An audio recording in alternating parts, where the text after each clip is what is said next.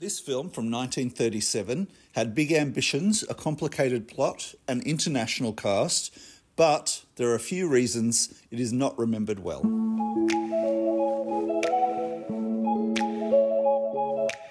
Ken G. Hall directed Lovers and Luggers in 1937 for Cine Sound. And if you are asking yourself what is a lugger, don't feel bad. I also had to look it up on Google. It's a boat with a squarish sail on usually 2 or 3 masts. It's usually a working boat because of its flat surface.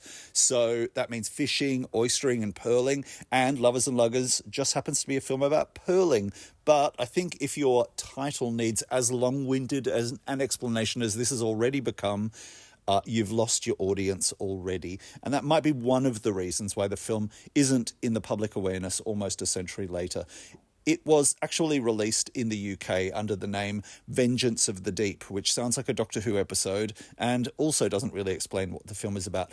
British actor Harry Lloyd plays a pianist from London who falls in love with a demanding woman played by Elaine Hamill who agrees to marry him, but only if he can bring her a giant pearl from Australia. He's motivated and he travels to Thursday Island, meets a ragtag bunch of characters, finds a pearl, loses a pearl. The woman comes out from London to claim her pearl, but Lloyd might have learnt through this process that a woman who is so demanding might not be the girl for him. Perhaps the girl who is for him is this woman, Shirley Ann Richards, one of the locals, a real MacLeod's Daughters type. Just check her out. Tell me your name. You'll find out. She was the Rebecca Gibney of her day, the Nicole Kidman of her day, on magazine covers, impossibly glamorous. And look at those trousers. Not a damsel in distress, but one of the real originators of the tough and tender women's role that Australian audiences loved.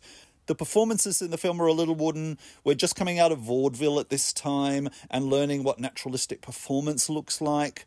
The plot is far too complicated and yet still doesn't have a lot going on. But it is interesting watching the Thursday Island footage, which was shot for Ken Hall by Frank Hurley, the filmmaker who accompanied Mawson on his Antarctic expedition.